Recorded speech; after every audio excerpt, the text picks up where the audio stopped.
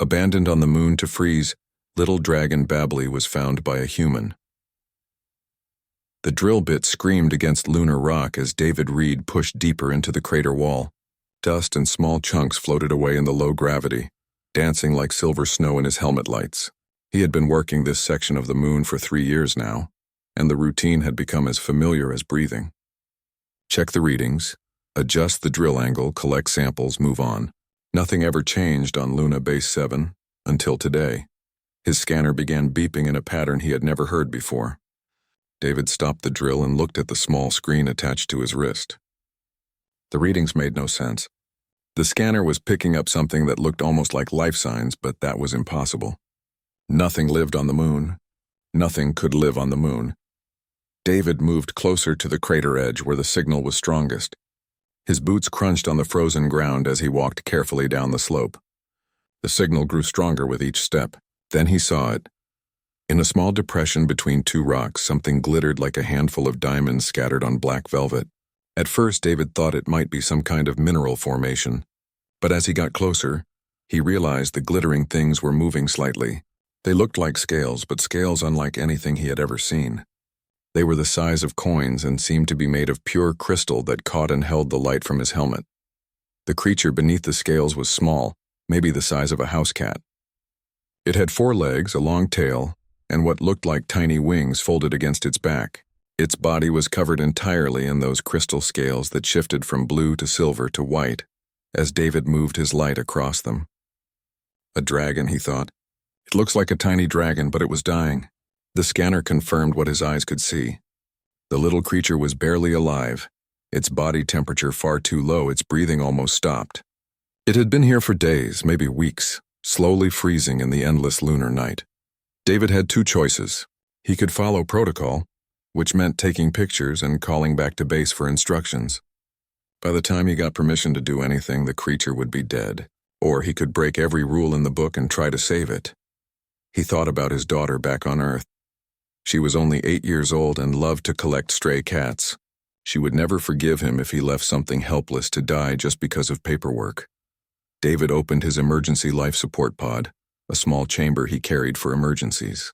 It was meant to keep a human alive for 6 hours if their main suit failed. He had never used it for anything else.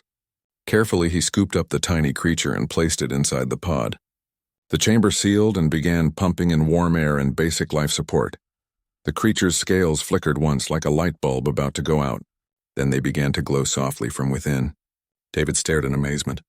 The scales were not just pretty decorations.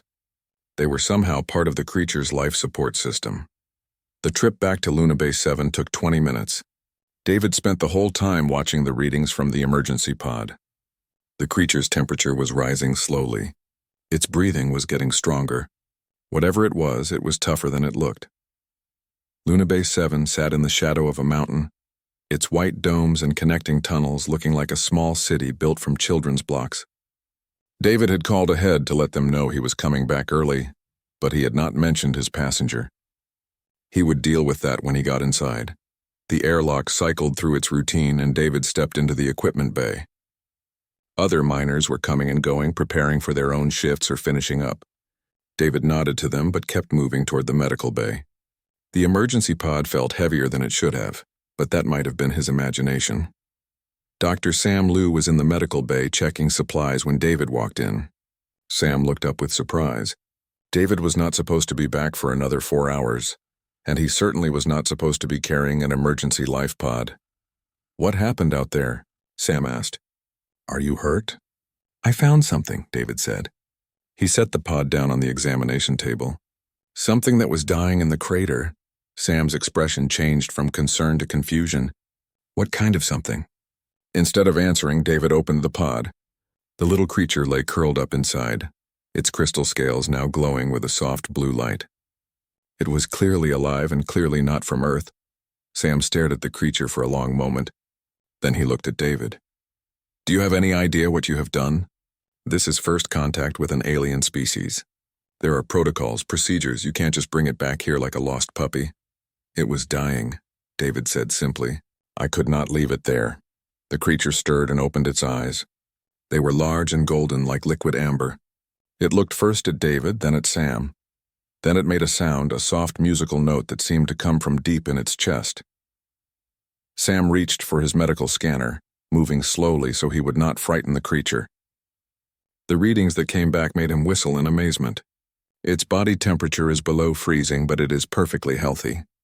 Its heart rate is steady. Brain activity is off the charts. This thing is incredibly advanced. The creature made the musical sound again, but this time it was different, more complex. It almost sounded like it was trying to communicate. "Hello?" David said softly. He felt foolish talking to what might be an animal, but something in those golden eyes suggested intelligence. The creature lifted its head and made a series of musical notes. The sounds were beautiful, like a song without words. Then it did something that made both men step back in surprise. It touched one of its own scales, and the scale began to glow brighter.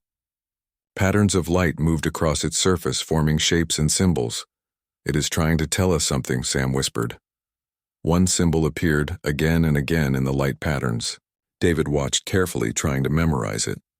Finally, the creature touched the symbol with the tip of one tiny claw and looked directly at him. "Is that your name?" David asked. The creature repeated the symbol and made a sound that was almost like Babbli. "Babbli," David repeated, and the little dragon's scales flashed brighter for a moment. They had just made first contact with an alien intelligence, and David was pretty sure he had just broken about 50 different space regulations. But looking at those golden eyes, he knew he would do it again. 3 days passed before Babbli was strong enough to do more than eat the nutrient paste Sam had prepared for her. David spent every free moment in the medical bay, watching the little dragon grow stronger. Her scales had changed from the pale blue of near death to a vibrant mix of colors that shifted like oil on water. Commander Ruth Hayes was not happy about the situation. She had locked down all communications about Babbli until they could figure out what to do. The last thing they needed was Earth Command breathing down their necks before they understood what they were dealing with. "This creature could be dangerous," Ruth argued during their daily meeting. "We don't know anything about its species, its intentions, or its capabilities." "She was dying alone in a crater," David replied. "I don't think she is planning to conquer the base." Sam looked up from his research tablet. "Actually, her capabilities are remarkable. Her scales can absorb and store various forms of radiation. She can survive in temperatures that would kill most carbon-based life forms. And her brain activity suggests intelligence levels far beyond what we initially thought." As if she understood they were talking about her, Babbli lifted her head from her resting spot and made a series of musical sounds. The translation program Sam had been working on was still primitive, but it was getting better each day. The computer's mechanical voice spoke the rough meaning of her sounds. "Babbli, grateful, warm, safe." David smiled and moved closer to her. Over the past few days, she had grown comfortable with him. She would even climb onto his shoulder sometimes and ride around the medical bay. Her tiny claws were sharp, but she was careful not to hurt him. "Can you tell us where you came from?" David asked. Babbli's scales began to glow and she touched the wall of the medical bay. Suddenly, the white surface became like a movie screen. Images appeared in the light from her scales, projected somehow directly onto the wall. The first image showed space, but not the empty black space David was used to. This space was filled with creatures like Babbli, but much larger. They moved between the stars like whales swimming through an ocean, their scales glowing with the same beautiful light. They were magnificent, each one the size of a small spaceship. The Drakmari, the translation program said as Babbli made sounds. "My people, star travelers, ancient." More images flowed across the wall, worlds covered in crystal cities, Drakmari of all sizes flying through alien skies, vast libraries where knowledge was stored in living crystal formations. It was a civilization that spanned the galaxy, older than human recorded history. But then the images changed. Babbli's scales dimmed, and the pictures became darker. She showed them what looked like a ceremony. Adult Drakmari gathered around a group of young ones. The adults were examining the young, separating them into two groups. "Testing." Babbli's words came through the translator. "The weak must be removed." David felt his stomach tighten as he began to understand. The images showed the group of rejected young Drakmari being carried away from their home world. They were brought to barren moons and asteroids and left there, left to die. They abandoned their own children? Sam asked in horror. Only the strong survive, Babbli explained through her light patterns. Drakmari way, weak ones, die alone, make species stronger. Ruth leaned forward in her chair. And you were considered weak? Babbli's scales flashed in what David was beginning to recognize as sadness. Too small, cannot fly far, cannot fight well, cannot survive cold of space like others. Failure. David reached out and gently touched one of her scales. It was warm under his finger. You are not a failure. You survived longer than they expected. You are here talking to us. That makes you pretty strong in my book. Your people, Sam said carefully. Do they come back to check on the abandoned young? Yes, Babbli replied. Every season of the Great Turning, they bring new weak ones. Leave them. Take away those who live, if any live. David felt a chill that had nothing to do with the moon's cold. When is the next Great Turning? Babbli's scales flickered as she considered the question. Images of star positions appeared on the wall. Sam studied them and compared them to their own navigation charts. If I am reading this right, Sam said slowly, the next cycle is in about 6 weeks. They will come here? Ruth asked. To this moon? Earth's moon is a way station, Babbli explained. Used for many of your years. Good place. Cold. No life to help the weak ones. Perfect test. David felt anger building in his chest. For years, maybe decades or longer, the Drakmari had been using humanity's moon as a dumping ground for children they considered defective. How many small dragons like Babbli had died alone in the lunar craters while humans lived and worked just a few kilometers away, completely unaware? There will be others, he said. When they come back, they will bring more young ones to abandon. Yes, Babbli confirmed. Always more. My clutch sister was left with me. But she did not wake up from the cold. The room fell silent. David imagined Babbli lying next to another small dragon, watching her sister die while she slowly froze. The thought made his hands clench into fists. This is important intelligence, Ruth said finally. Earth Command needs to know about this. Communications are still down, Sam reminded her. The solar storm knocked out our long-range array. We have maybe 2 more weeks before we can contact Earth. Ruth nodded grimly. Then we have 2 weeks to figure out what we are going to do when a ship full of alien dragons shows up to abandon more children on our moon. Babbli looked from one human to the other, her golden eyes wide. You? You would help the young ones? Even though not your species? Of course, David said without hesitation. That is what humans do. We help those who cannot help themselves. Babbli's scales began to glow brighter than they ever had before. The light was warm and beautiful, filling the medical bay with colors that had no names in human language. When she spoke again, her voice through the translator was filled with wonder. Not weak, she said. Humans not weak for helping others. Humans. Different kind of strong. Over the next few days, Babbli shared more about Drakmari society.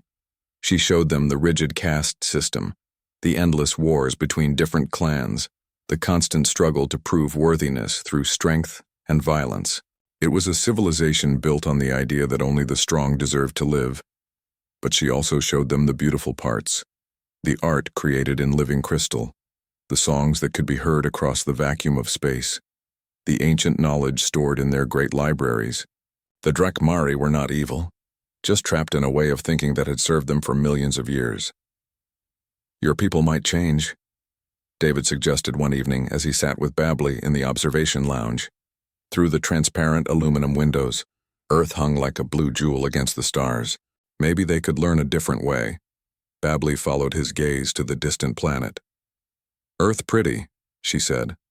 Full of life. Drakmari afraid of worlds with life. Think life makes weak.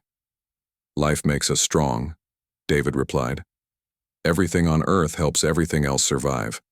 That is how we got smart enough to come here. Babbli curled up on his lap like a cat, her scales glowing softly in the dim light. "Maybe," she said. "Maybe Drakmari wrong about many things." David stroked her scales gently, feeling the warmth they generated. In 2 weeks, her people would come. They would bring more children to die in the cold. And David was becoming more certain each day that he was not going to let that happen, even if it meant going to war with dragons. Babbli had discovered the base's computer network by accident. David found her in the communications room one morning, her front claws pressed against the main console. Sparks of light danced between her scales and the electronic circuits, and data was flowing across the screens faster than any human could read. "Babbli, what are you doing?" David asked, trying to keep the alarm out of his voice. She looked up at him, her golden eyes bright with excitement. "Learning human words. Human history. Human stories. So much information." Sam rushed into the room, drawn by the alerts from his monitoring equipment. "Her bioelectric field is interfacing directly with our computers," he said in amazement. "She is not hacking them, she is talking to them. Is she damaging anything?" David asked. "No, actually, she seems to be improving the efficiency of our data processing by about 30%. The computer systems are running smoother than they have in months." Over the following weeks, Babbli became fascinated by human culture. She absorbed movies, books, music, and historical records with incredible speed. But what interested her most were the stories about families. Humans take care of young that are not their own, she observed one day, as she and David worked together in the mining equipment bay. She had become his unofficial assistant, using her enhanced senses to spot potential equipment failures before they happened. "Sometimes," David agreed. "We call it adoption. When parents cannot take care of their children, other parents step in to help. And the new parents love these young as much as their own?" "Yes, often they do." Babbli was quiet for a long time, her scales shifting through thoughtful patterns of blue and green. "Drakmari do not understand this. Love is only for Clutchkin. Others are competitors or resources. What about friends?" David asked. "Do Drakmari have friends?" "Friends?" The translation program struggled with the concept as Babbli tried to explain it through her musical language. "Temporary allies, but all relationships end in dominance or death." David felt sorry for her. He could not imagine growing up in a world where every relationship was based on power and fear. It does not have to be that way. Humans believe that caring for others makes us stronger, not weaker. "Show me," Babbli said. So David told her about his daughter Emma, back on Earth. He showed her pictures and videos of Emma playing with her friends, helping take care of injured animals and learning to read.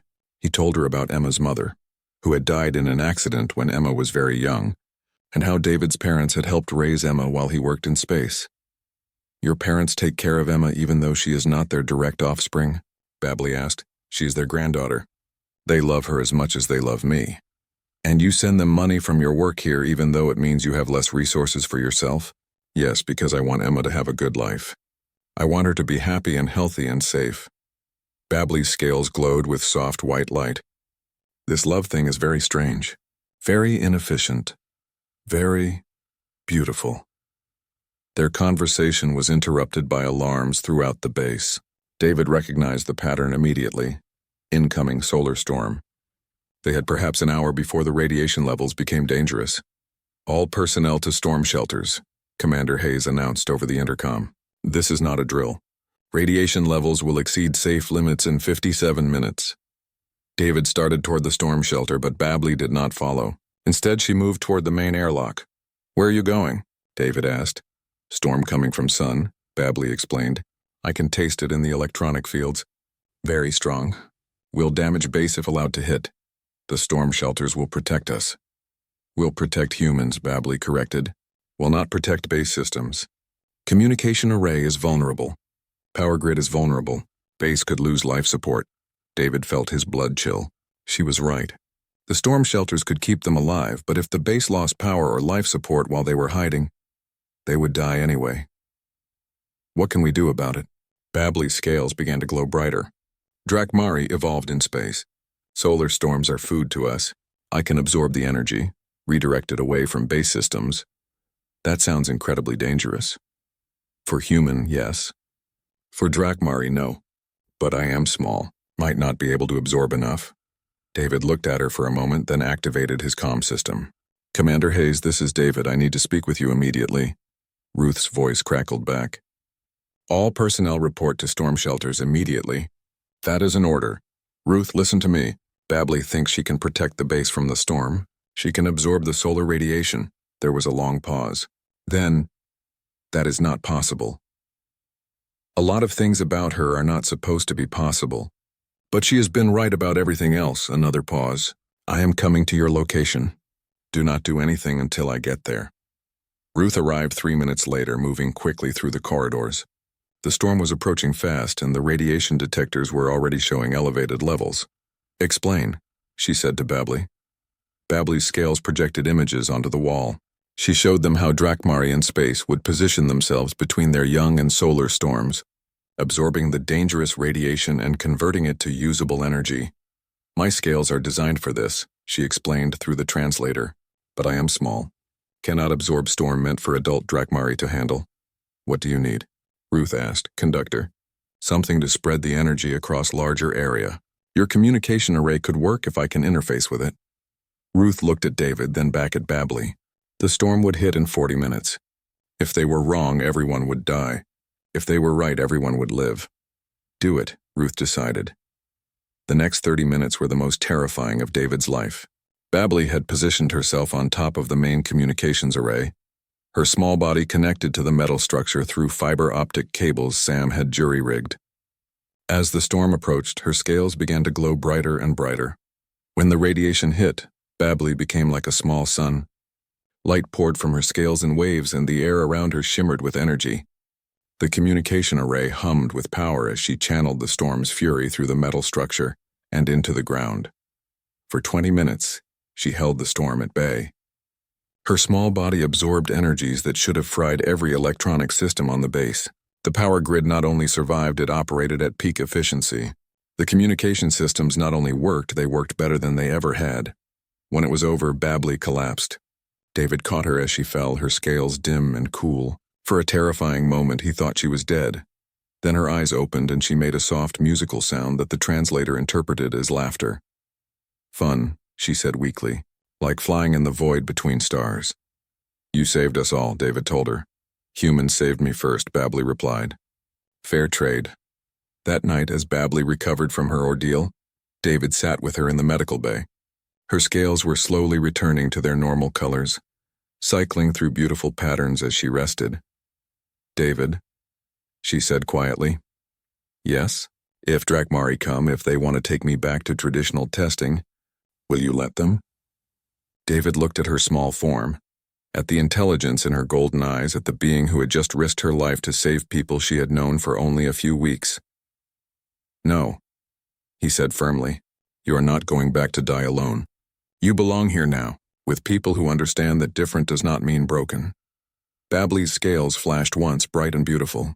Thank you, clutched Father David. The words hit David harder than he expected.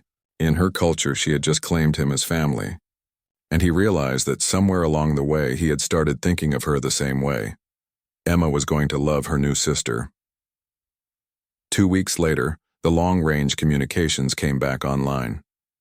The first message Ruth sent to Earth Command was 7 pages long and marked with the highest possible security classification.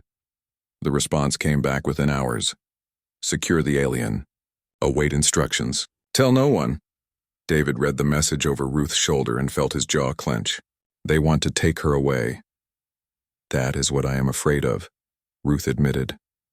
We will not let that happen, Sam said firmly. He had grown as attached to Babbli as the rest of them. Ruth looked at them both. You realize that refusing Earth Command's orders would be mutiny.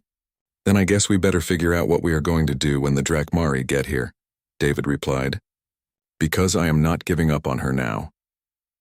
In her small bed in the medical bay, Babbli pretended to sleep while her scales listened to every word through the base's electronic systems. Her new clutch family was willing to fight for her. For the first time in her life, she felt truly strong. The Drakmari ship appeared without warning, materializing from what looked like empty space as if it had been there all along. David was on duty in the observation deck when the massive vessel simply became visible, sliding out of some form of camouflage or dimensional fold.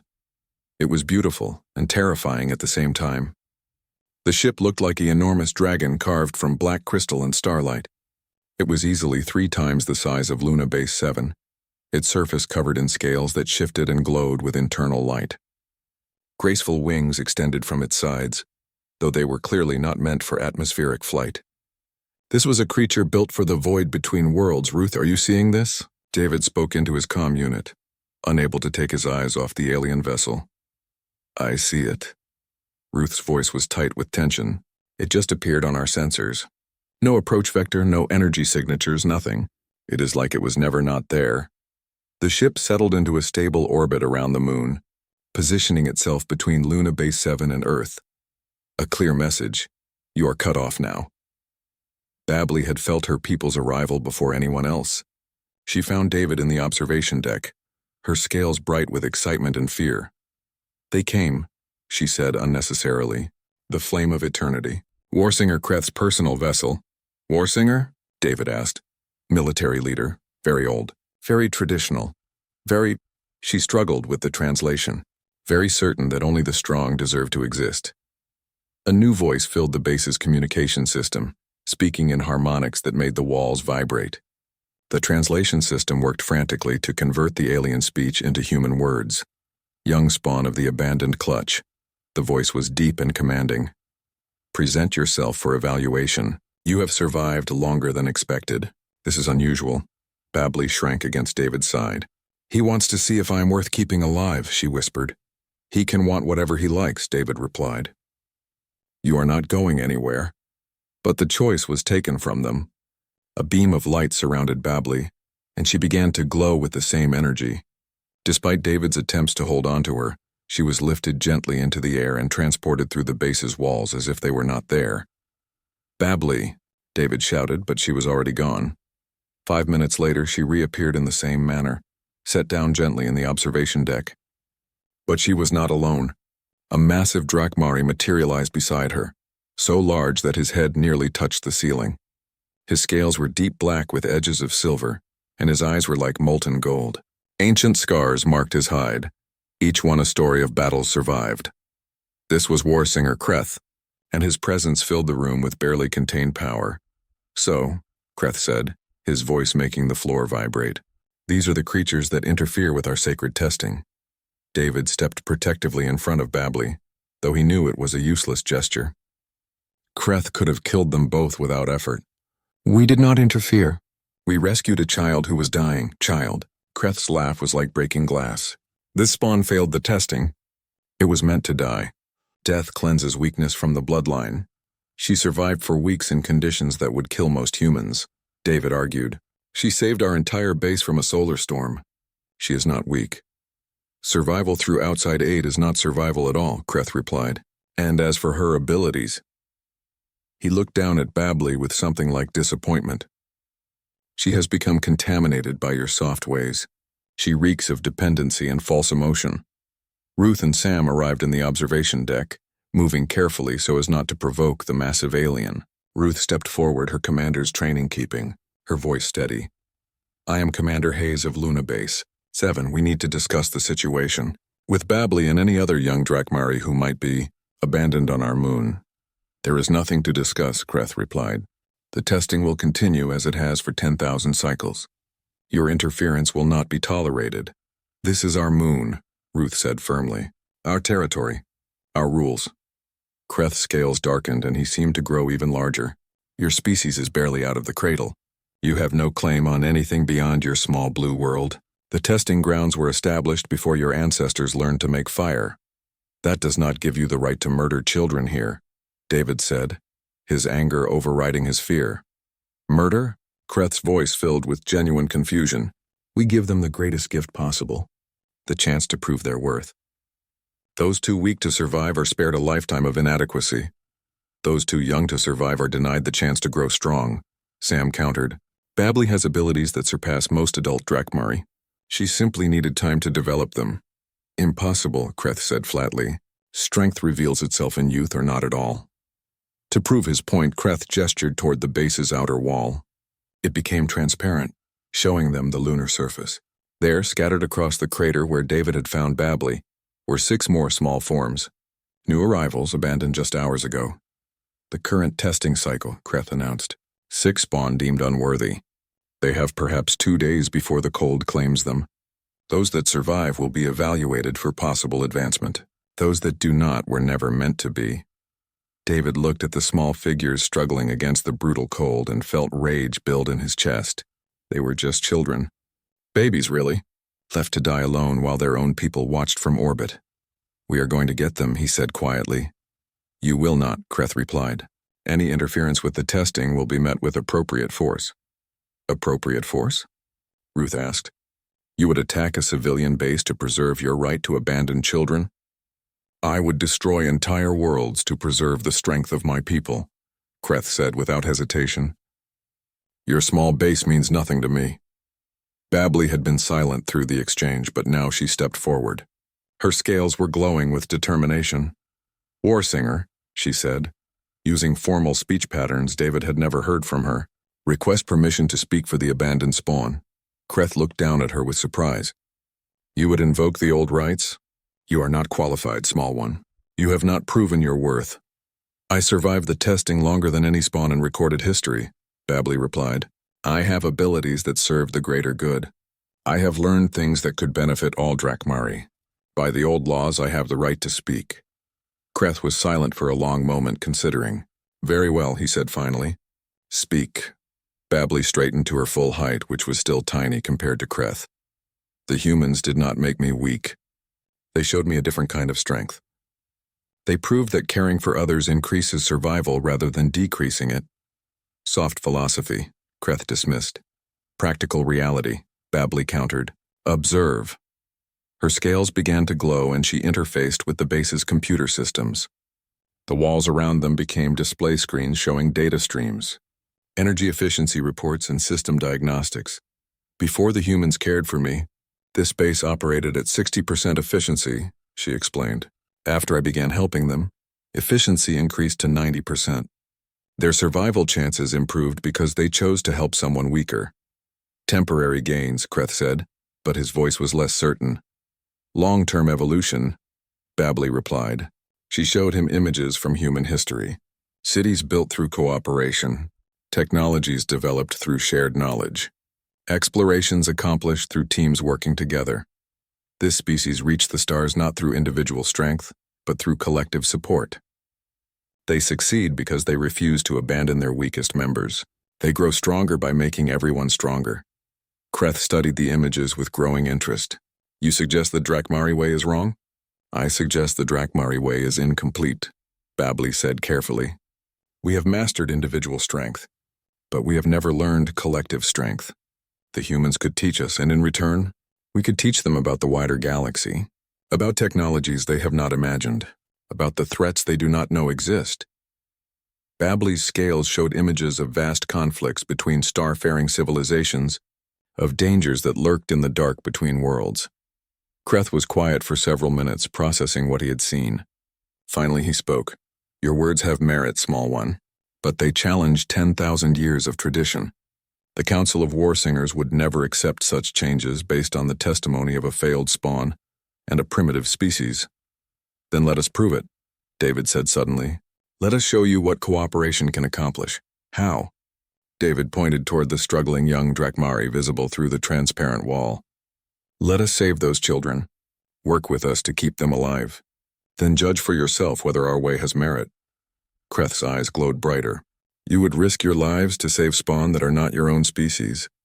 Yes, David said without hesitation. Ruth and Sam nodded their agreement. Interesting, Kreth mused. Very well. I will permit this experiment. But understand this, humans. If you fail, if even one of those spawn dies, I will consider your philosophy proven false, and I will respond accordingly. The threat was clear. David looked at his friends, at Babbli, at the children dying slowly in the lunar cold. Then we better not fail, he said. The rescue mission began at dawn, though dawn on the moon was just an arbitrary marking on their chronometers. David led the team, with Sam providing medical support and Ruth coordinating from the base.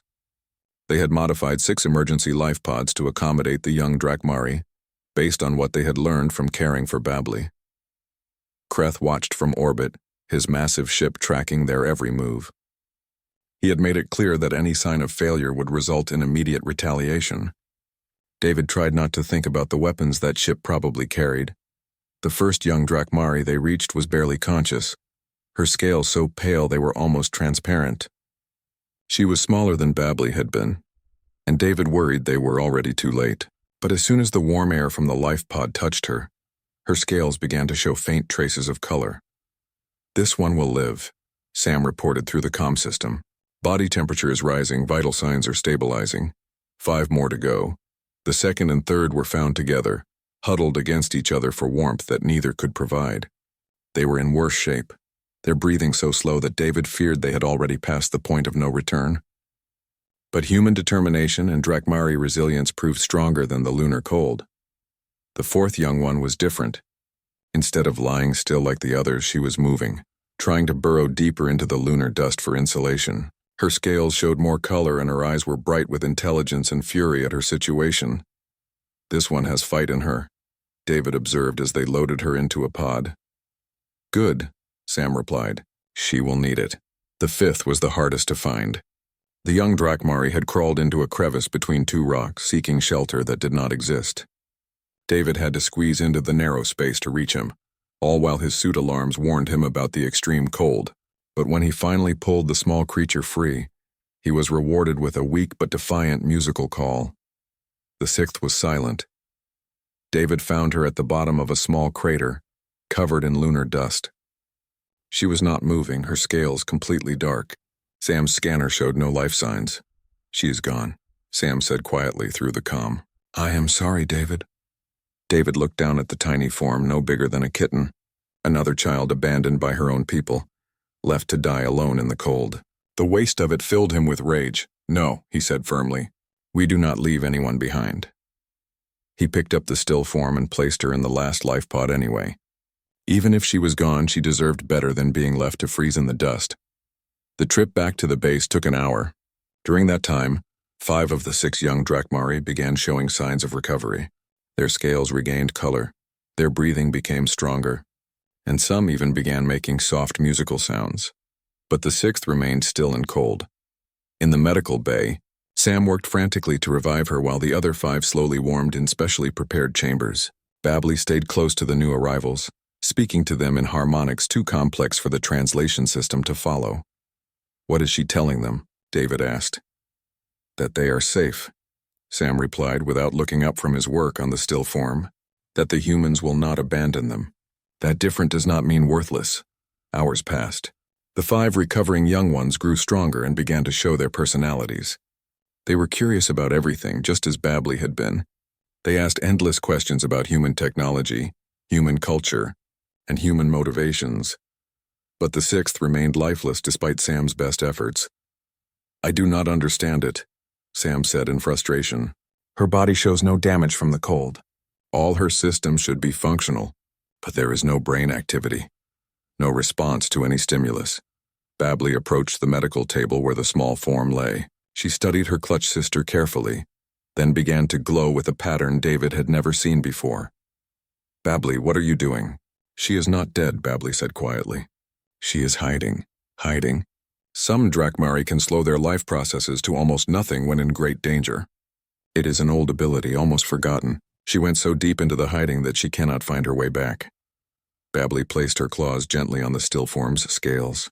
Light began to flow between them, a soft golden glow that pulsed like a heartbeat. "I am calling to her," Babbli explained, showing her the way home. For 10 minutes nothing happened. Then slowly the 6th young one's scales began to show the faintest trace of color. Her breathing resumed, shallow but steady. Her eyes opened, golden and confused. "Welcome back," David said softly. All 6 had survived. Kreth materialized in the medical bay without warning, his massive form filling the space. He looked down at the recovering young ones, his expression unreadable. "They live," he observed. "They all live," David confirmed, "and they are growing stronger every hour." "Interesting." Kreth studied each of the young Drakmari in turn.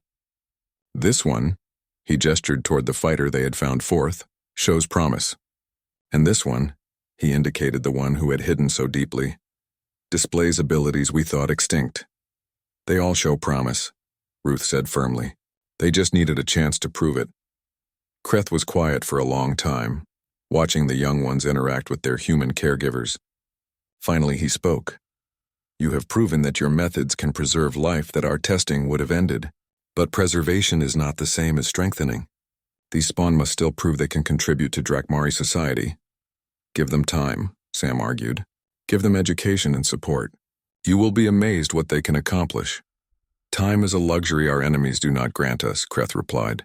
The galaxy is a dangerous place. The Drakmari have survived for millennia because we are strong. If we become soft, we die.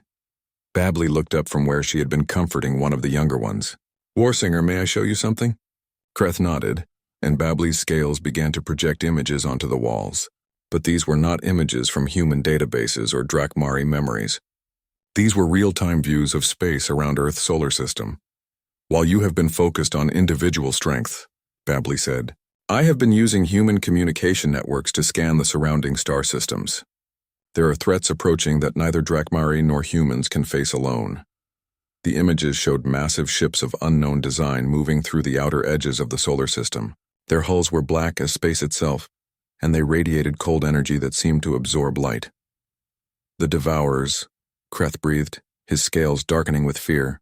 That is impossible. They were driven from this galaxy sector centuries ago. They have returned, Babbli confirmed, and they are heading for Earth. They must have detected the increased radio transmissions from human civilization. Fresh prey. David felt his blood chill. What are Devourers? Death, Kreth said simply. They consume all life on a world, then move on to the next. No single species has ever been able to stop them. But multiple species working together, Ruth asked. Kreth stared at the images for a long moment. It has never been attempted.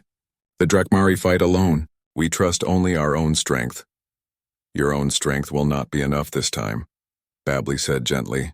But human technology combined with Drakmari abilities might be. You suggest an alliance? With a species that has barely left their home world?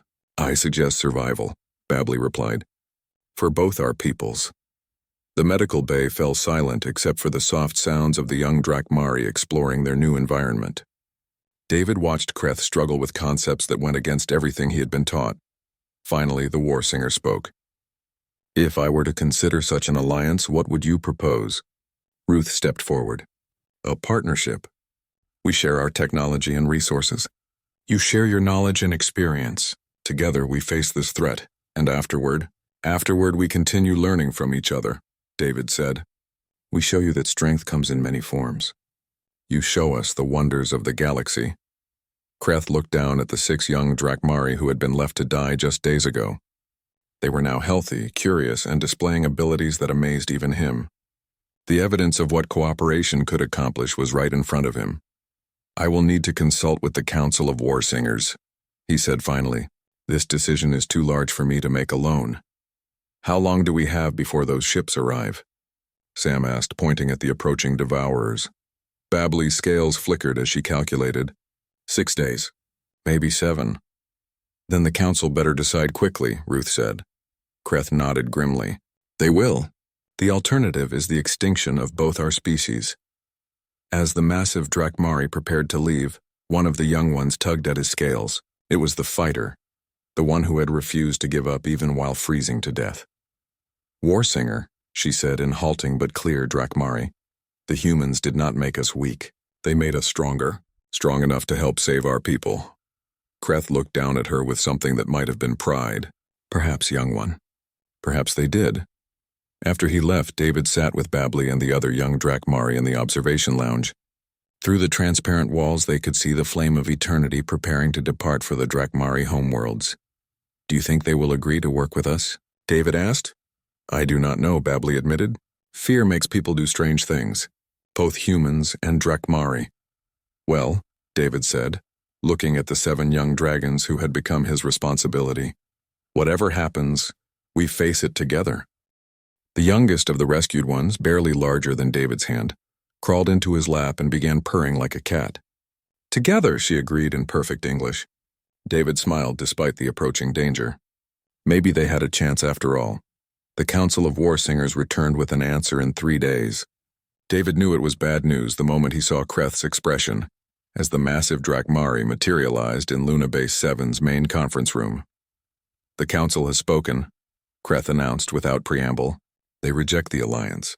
They believe contamination with human weakness will doom our species faster than any external enemy." Ruth leaned forward across the conference table. "What does that mean for us?" "It means you fight the Devourers alone," Kreth replied. "And when you inevitably fall, the Drakmari will withdraw to the outer rim until the threat passes." "And the children?" David asked, gesturing toward the 7 young Drakmari who had gathered in the corner of the room. Over the past few days, they had grown stronger and more confident under human care. "They will be returned to proper Drakmari care," Kreth said, though his voice lacked its usual conviction. "They have been too influenced by your soft ways to be trusted." "No." The voice was small but firm. It came from Nira, the fighter who had refused to give up in the lunar cold.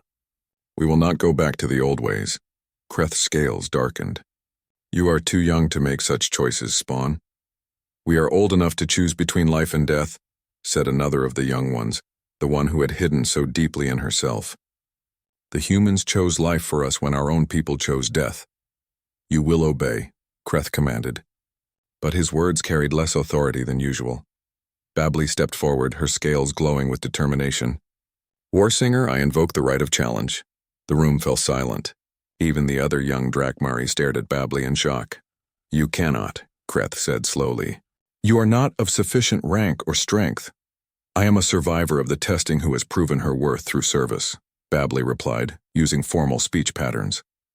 "I have contributed to the survival of others and demonstrated abilities that benefit the greater good. By the old laws, I have the right to challenge decisions that affect my clutch kin." Kreth was trapped by his own culture's rules. The right of challenge was ancient, older than the testing traditions. It existed to prevent Warsingers from making decisions that would harm their own people. "Very well," he said finally. "But understand this, little one. A challenge between us would last seconds. I am 10 times your size and 100 times your experience." "I do not challenge you to combat," Babbli said. "I challenge you to proof." "Proof? You say the old ways are stronger than the new ways. I say the new ways are stronger than the old ways. Let us prove which is correct." Before Kreth could ask how, alarms began blaring throughout the base. The Devourers had arrived early. Through the observation windows, they could see the enemy ships dropping out of hyperspace around Earth. There were dozens of them, each one larger than a city. They were beautiful in a terrible way, their black hulls seeming to absorb light itself. Energy fields crackled around them like dark lightning. "Faster than expected," Kreth observed. "Your world has perhaps 6 hours before they begin the consumption process." "Then we better get started," David said grimly. Ruth activated the base's communication system. "This is Luna Base 7 to Earth Defense Command. Hostile alien vessels have entered the solar system. Request immediate deployment of all available forces." The response came back quickly. "Luna Base 7, this is Admiral Stone. We see them. Fleet deployment is already underway. What can you tell us about their capabilities?" Kreth looked at David, then at Babbli and the young ones. Finally, he activated his own communication system. "Earth Defense Command, this is Warsinger Kreth of the Drakmari. The approaching vessels are called Devourers. They consume all life on inhabited worlds. Your current military capabilities are insufficient to stop them." There was a long pause. "Then, and what do you suggest we do about that?" "Survive long enough for reinforcements to arrive," Kreth replied. "What reinforcements?" Kreth looked directly at Babbli. "That depends on whether certain individuals can prove their point." Over the next hour, as Earth's defense fleets moved to intercept the Devourers, Babbli worked frantically with the base's computer systems. She had interfaced with communication networks across human space, sending a message that had never been sent before. The message was simple: help, but it was not sent to any human authority. It was sent to every abandoned young Drakmari who had survived the testing over the past 1,000 years. Outcasts and failures who had been cast out by their own people and forced to make their own way in the galaxy. The response was immediate and overwhelming. "Impossible." Kreth breathed as his sensors showed the signatures. "There are hundreds of them." Ships began dropping out of hyperspace around Earth. Not the massive, traditional Drakmari vessels like the Flame of Eternity, but smaller, stranger craft. Ships built by Drakmari who had learned to think differently, who had learned to adapt and innovate and cooperate. The abandoned ones, Babbli explained as the fleet grew. Every spawn who survived the testing, but was still rejected by traditional society.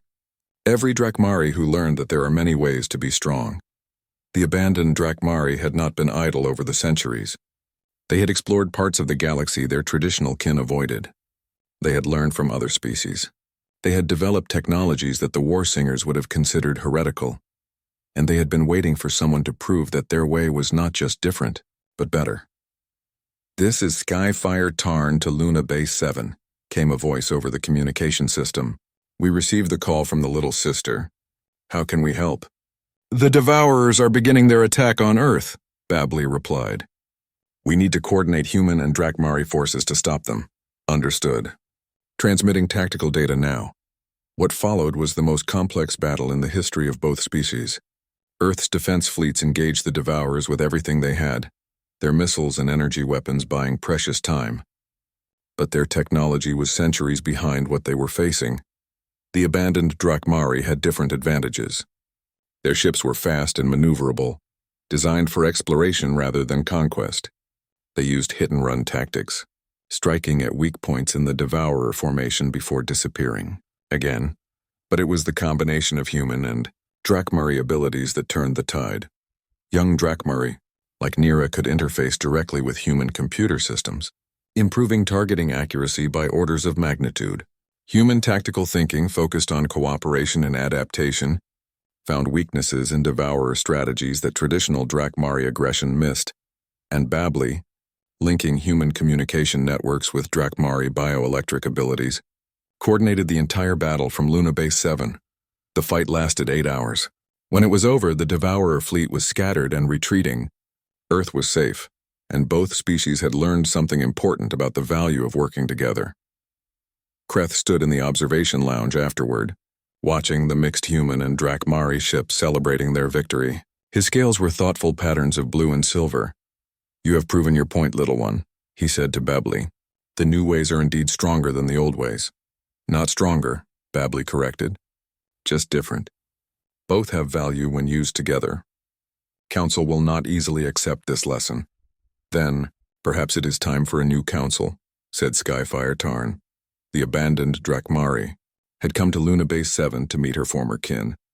She was smaller than Kreth, but her scales showed the confidence of someone who had learned to survive through intelligence rather than force. "You would challenge the old ways directly?" Kreth asked. "We already have," Tarn replied. "Every time we chose cooperation over conquest. Every time we chose to learn rather than to dominate. The question is whether you will join us or continue to cling to traditions that no longer serve." Kreth looked around the room. Human and Drakmari worked side by side, sharing technology and knowledge. The young ones who had been abandoned to die were now teaching human children about the wonders of the galaxy through holographic displays. David sat nearby with his tablet, video calling his daughter Emma on Earth. She was laughing at something one of the young Drakmari had said, her face bright with joy at meeting her new alien sisters. "Perhaps," Kreth said slowly, "it is time for this old warrior to learn new ways of being strong." 6 months later, Luna Base 7 had been expanded into Luna Station 1, the first joint human Drakmari research facility. The old mining base was now a hub of scientific cooperation, where humans learned about galactic civilization, and Drakmari learned about the strength that came from caring for others. David had been promoted to station commander, though he spent most of his time in the education wing where human and Drakmari children learned together. Emma had come up from Earth to join him, and she had quickly become best friends with all 7 of the rescued young ones. Babbli had grown larger and more confident, her scales now showing patterns that no traditional Drakmari had ever displayed. She was the first of what scholars were calling the new Drakmari, beings who combined the best of their species' natural abilities with the cooperative spirit they had learned from humans. "David," she said one evening as they watched Earth rise over the lunar horizon, "do you ever regret finding me in that crater?" David smiled and scratched the spot behind her head ridge that always made her purr. "Never. Finding you was the best thing that ever happened to this base. To humanity, really. Even though it meant fighting dragons and world-eating monsters, especially because of that," David replied. "You taught us that we are not alone in the universe, and that being different does not mean being alone." Babbli's scales glowed with contentment. Around them, the station hummed with the activities of two species learning to be stronger together than they had ever been apart. In the distance, ships from dozens of worlds came and went, bringing new knowledge and new opportunities for cooperation. The abandoned moon that had once been a place of death had become a symbol of life and hope. And in the education wing, human and Drakmari children played games that neither species could have imagined alone, while their parents worked together to build a better future for everyone. The little dragon who had been left to freeze had become the bridge between worlds. And David, the human who had refused to abandon her, had become the first clutch father to an entire generation of beings who would grow up knowing that strength came not from standing alone, but from standing together. It was, everyone agreed, a much better way to be strong.